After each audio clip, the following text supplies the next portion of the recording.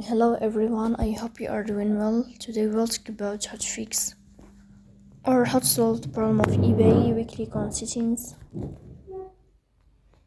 Here we click on apps, default apps, app settings.